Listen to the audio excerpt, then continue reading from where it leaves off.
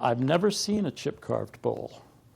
Chip carving is always done on flat surfaces. I've got a couple of books here. This guy, Wayne Barton, seems to be the dean of chip carving, and it's all on flats. So this was the reason it jumped out at me, it's a bowl, a Viking bowl from a long, long time ago. But they chip carved the handles for the bowl. So that's what chip carving is. Chip carving, yeah, I'll define, there's carving and chip carving. Chip carving is where when you carve in and remove chips, that's the pattern. That's the chip is the design. Well, the removal of the chip creates the design. When you carve something like an animal, you carve it away. The chips are just fall to the floor. It's what's left behind is a different shape. You know, you take a lot of chip. It's like whittling. So chip carving, really, you're creating the pattern from the chips. A friend of mine sent me a picture of a chip carved box. And I think this was done, they did this kind of work on like whaling ships when they do scrimshaw, and they also chip carve boxes. This is from Spain, just a chest, and and then you see it in England and early America. They came in, so you see this kind of thing everywhere. It's just like on a chest. These are big chips, probably done with chisels and mallet rather than the chip carving is supposed to be without a mallet and a chisel, but with just a knife. There's all kinds of knives. There are those knives and those knives. And if you go online, people will say, Wayne Barton will say, this is how you hold it, this is the knife to use. And to me, that's baloney. Everybody holds a pencil a different way, and you can just find your way with a chisel, the knife. Just find how you hold it. This wide blade, see the wide blade here?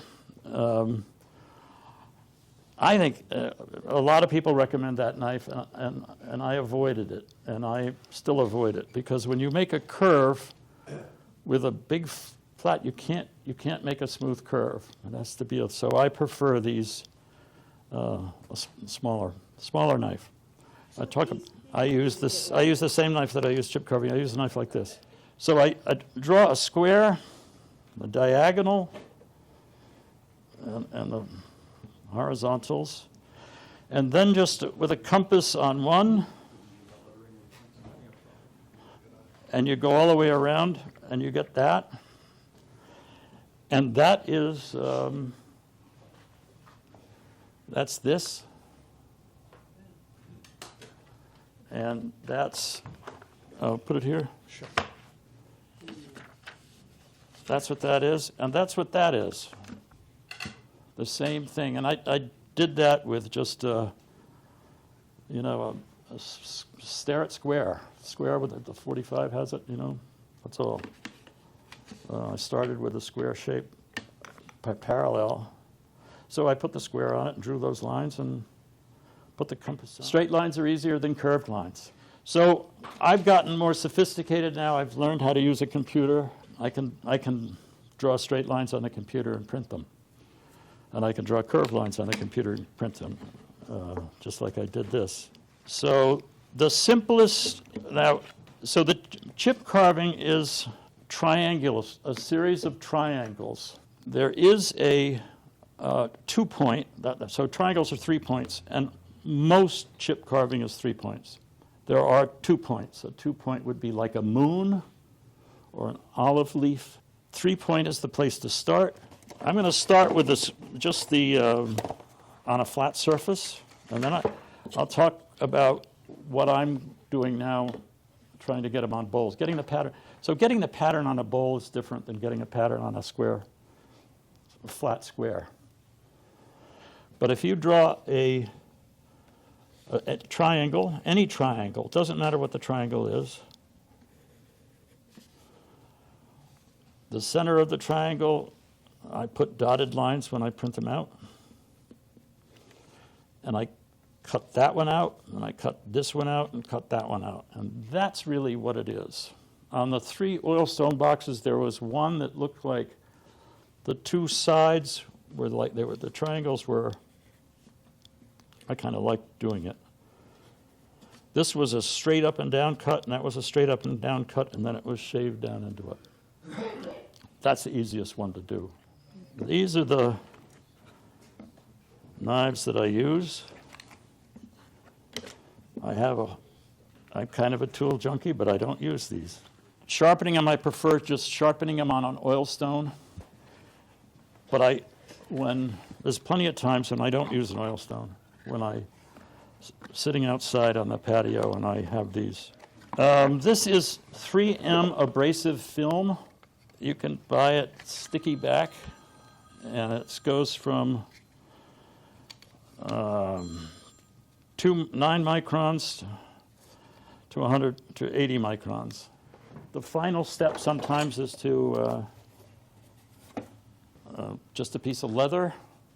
Green rouge is for steel, and it's like a strop. Let's polish it. I find that this is easier. This is very easy because it's soft and the blade glides on it.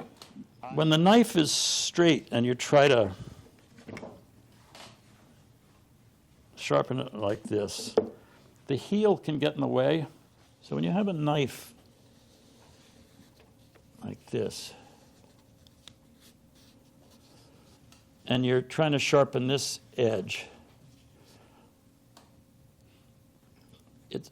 it's weird right here because it stays thicker. It's hard to, and so the blade doesn't get really sharp. But if you take I take a, I don't know what it is, one of those round, like Dremel burr, grinders, little round things, little cylinder. I cut that out. And that means I can sharpen that without, it just sharpens better, if that's clear.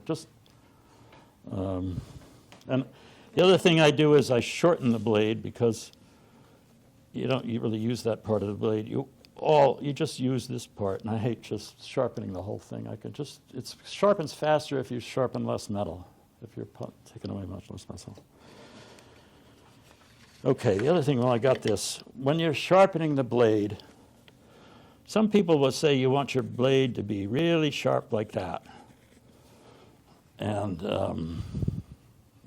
looking at it, you don't want it like that, because that's fine for carving straight lines, but when you carve a curved line, it's like on a bowl gouge. The heel catches it, and it cuts roughly.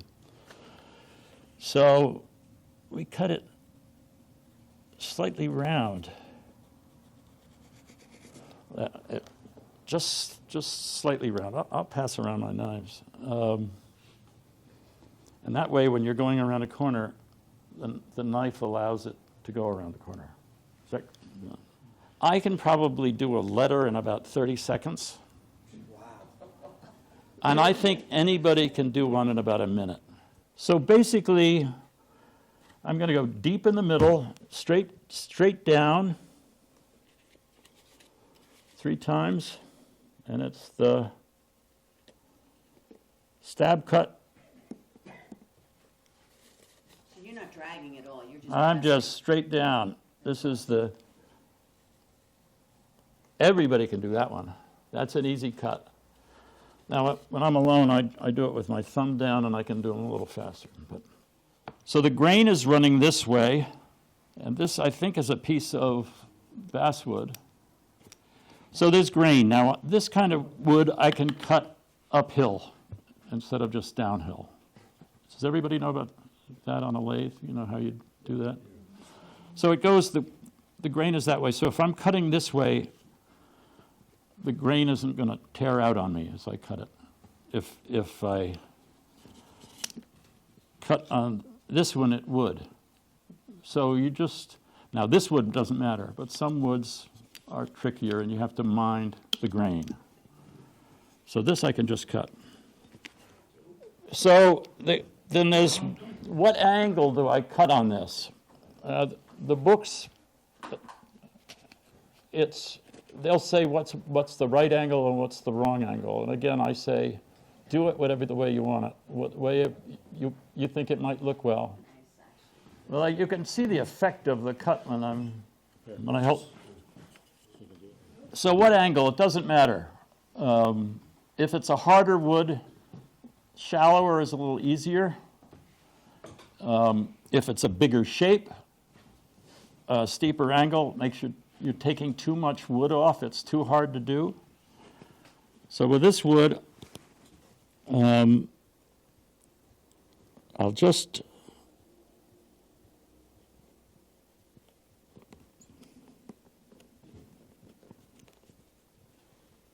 so I didn't get all the way down to the bottom. There, it's all out, but you can't see it. Can you go higher? No. Not in focus.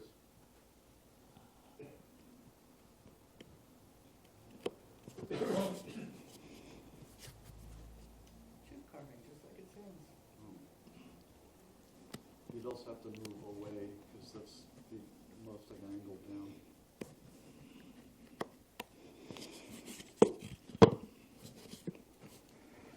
I have a toothbrush usually that I brush it out with. The toothbrush is great.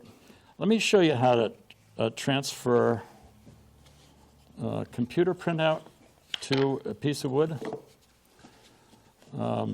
Because you can do it on bowls, you can do it on a round surface. What I did was I went over to Staples and I printed a sample piece on every printer, wrote on it which printer it was, and took it home and tried this. Some printers worked and some printers didn't work. And I know it's the ink and not the printer, and I just don't know the difference. I don't know why it works. It just, like I asked an acupuncturist, how does this work? And we said, we don't know. But if it works, we do it. Makes sense to me. But how wet to use it? You know, you don't want it dripping wet. When I put this thing on, I wait until I feel my finger feels slightly damp on the other side, and then I say it's got enough. It's fine. I've taped this piece of paper on. When you're printing words, it has to be backwards, which is easy to do. And so I'll start at one side, taping it down so it's taut, because I'm going to push down and drag it, not too fast, not too slow. And this changed my life. And if you don't get it right the first time, start over. Once the acetone hits that ink, it won't transfer. Even though it looks like it's fine, it's not. It's dead. So with these little curves, I don't bother do that stab cut thing, although I could. You see on this one, I put a line down the middle where a dotted line would be, and I could go down and just do a straight cut, but I don't.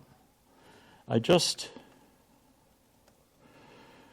put the knife down. My hand shakes a little bit as I've gotten older, so I get the knife down in it, and then I have to adjust the angle of this way. At the end of the cut, it's pretty steep, and then usually when you're doing these, well, I'm not going to say that. You have to.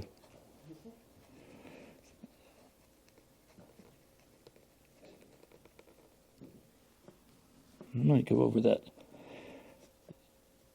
You already had a center line though, right, that you're following? Well, I've had a pencil line on this. Oh, just a pencil line?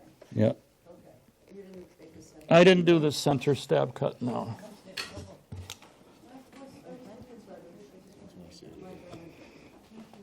And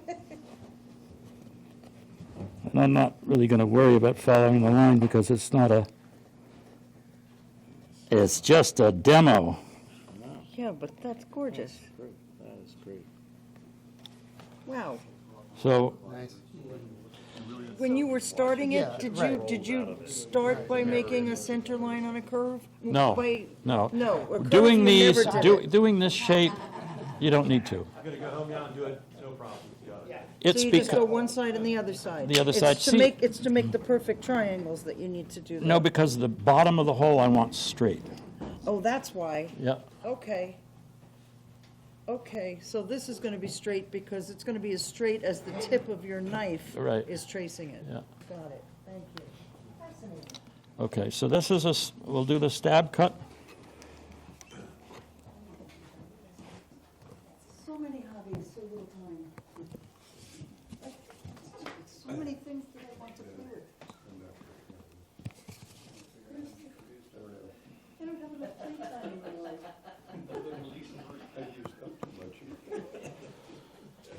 So the grain is running this way, so this one can split if you're not careful. So I'll do these two first.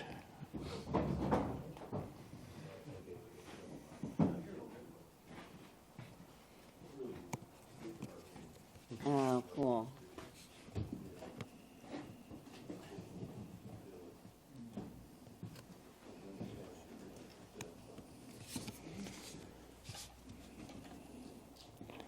So this one is long grain, so I take about half of it off now. So Are you doing, oh, look so at that. so it doesn't, it'll tear, it'll split along the grain if I take a big chunk. Let's see if this may split along the grain. No, it didn't. Well, yeah, it did it just at the end. Did you hear it? I did. So you know, going with this grain, this wood is It's soft. not like you have to get it the first try. You can kind of go back and Yeah. futz with it a bit. Yep. But now, I will do a push cuts all the way down the board and then. oh, you would? Yeah, Okay. yeah, yeah. Now, the other thing you can,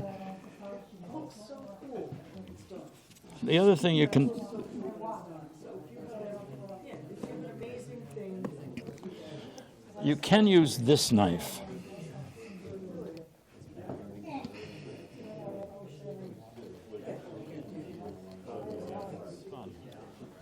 It's enjoyable for me to do it. And, you know, it's just, it has a certain satisfaction.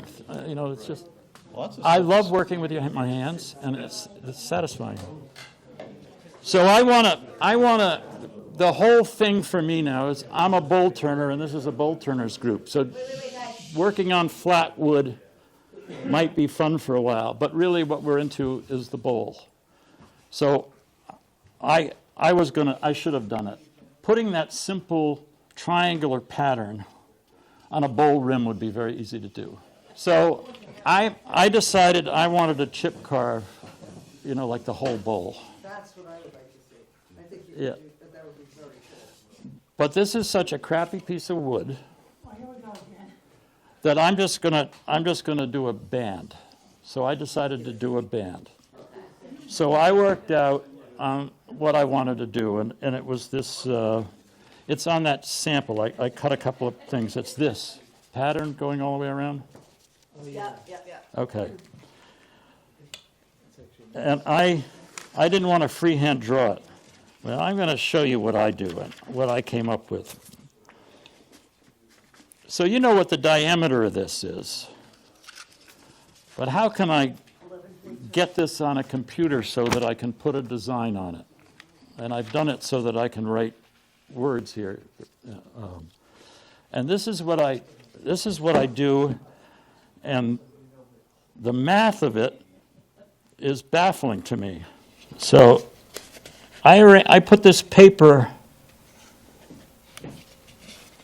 I put this paper on the bowl so it hits that rim nicely, and then I just crease it, get that line.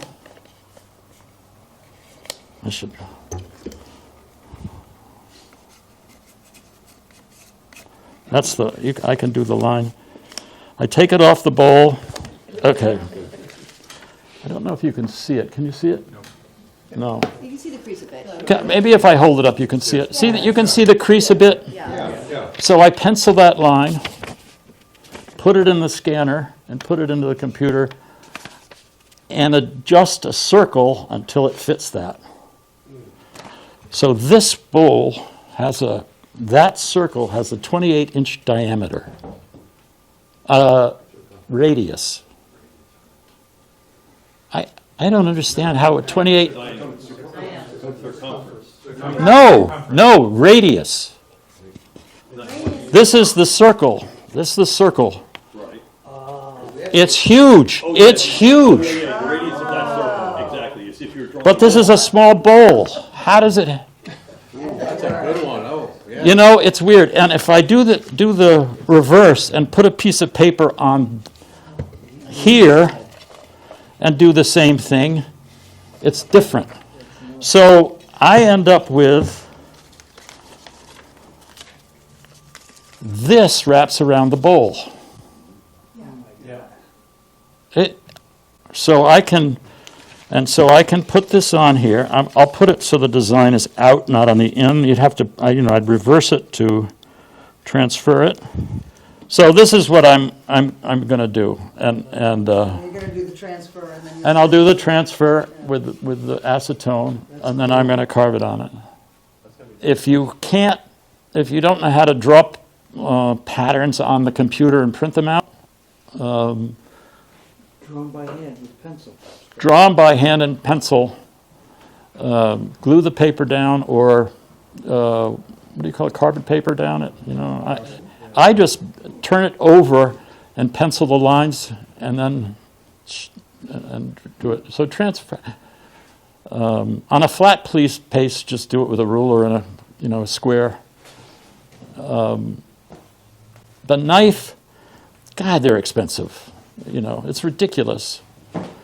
If you only need 2 pieces. Those two.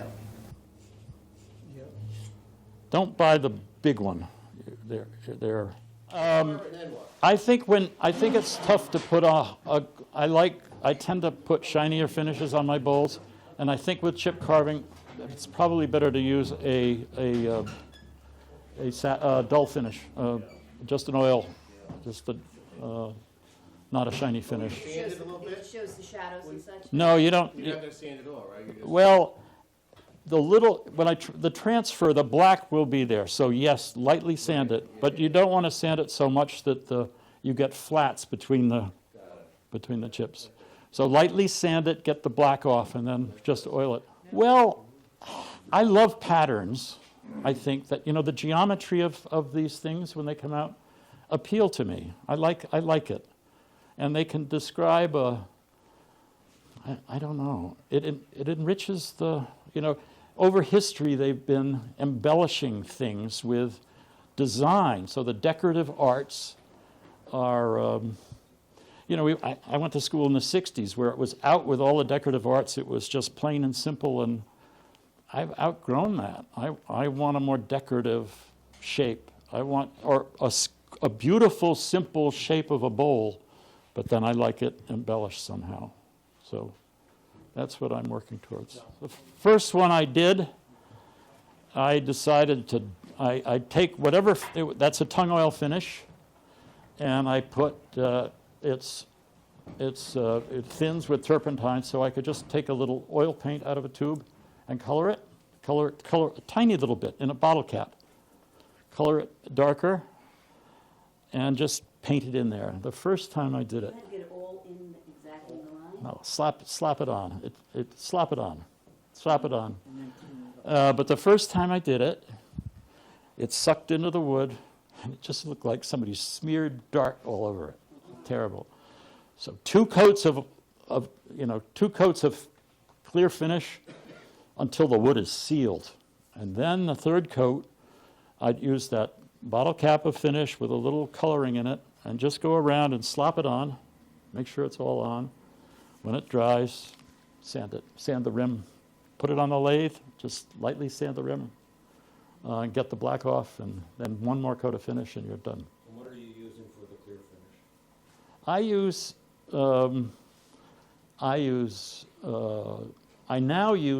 I've used every goddamn, I've been Minwax tung oil finish, I love. Anyway, if anybody has any questions about this, please, I don't know, please ask me. I'd love to encourage and help any way I can.